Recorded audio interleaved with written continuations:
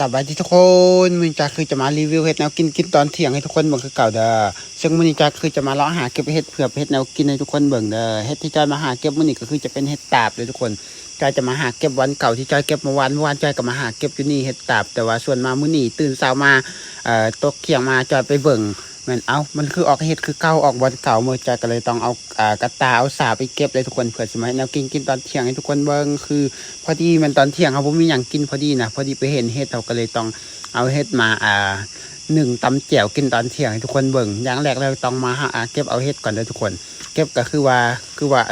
ได้พอกินอยู่ได้ทุกคนเพราะว่าสำหรับเขากินคนเดียวกับบุญยากดอกเวลาหาเก็บเห็ดอยู่แบบนี้แหละอยู่บ้านจอยเวลาเขาอยากกินเห็ดเราประจำเป็นต้องไปหาอยู่วันอื่นวันไกลทุกคนเพราะว่าคันเราไปตั้งใจไปหามันจะมักบ่ได้ส่วนใหญ่มันจะไปตามทางคันว่ามันหักออกตามทางไงเราเก็บเองแบบนี้นะแล้วมาวันที่สองจอยกับว่าสิมาเก็บอีกเท่าหนึ่งคือเห็ดมันแต่ว่าเห็ดมันยังใบหน่อยอยู่แม่ของจอยบอกให้มาเอามันยังใบหน่อยอยู่จอยก็เลยว่าบ่เอาจอยเอาเฉพาะเห็ดตาบแล้วก็พอหลังจากได้เห็ดมาแล้วเรียบร้อยต่อมาจอยก็ต้องมาดังไฟเกียมสีขางหม้อหนึ่งเลยทุกคนเผื่อจอยจะหนึ่งเห็ดมื้อนี้มันจอยตำแจ่วเลยทุกคนจอยก็ต้องเอาหม้อหนึ่งมาขางก่อน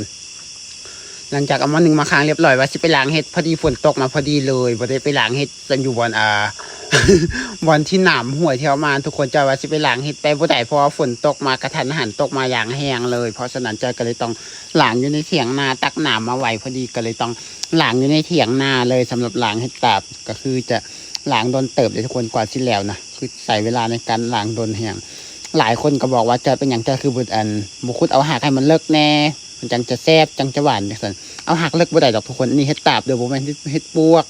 เห็ดตาบนี่หักมันจะน้อยบ่คือเห็ดปวกจะหักใหญ่แล้วก็ยาวอันนี้เห็ดตาบมันจะบ่มีหักยาวเด้อทุกคนเวลาเก็บก็คือจะเก็บอาจจะอยู่นาดินหลังจากเขาล้างไปละน้ำหนึ่งแล้วต่อมาก็จะล้างน้ำที่สองต่อเด้อทุกคนเพราะว่าหลังจากเขาล้างน้ำที่สองแล้วเรียบร้อยต่อมาก็คือจะเอามาใส่หัวเผื่อจะหนึ่งแต่ว่าเวลาหนึ่งจอยมันจะเอาเขาเหนียวใส่น้ำเด้อทุกคนเผื่ออยากหัวเห็ดมีพิษบอกคันว่าเขาเป็นสีแดงก็แสดงว่าเห็ดมันมีพิษถ้าเขามันเปลี่ยนสีมันเห็ดมีพิษเด้อทุกคนเวลาเห็ดกินอย่างแบบกระตามเขาเวลาแกงเห็ดทุกครั้งจะใส่เข่าไปนำเดี๋ยวเผื่อคันว่าเข่าเปลี่ยนสีมันเห็ดเป็นพิษ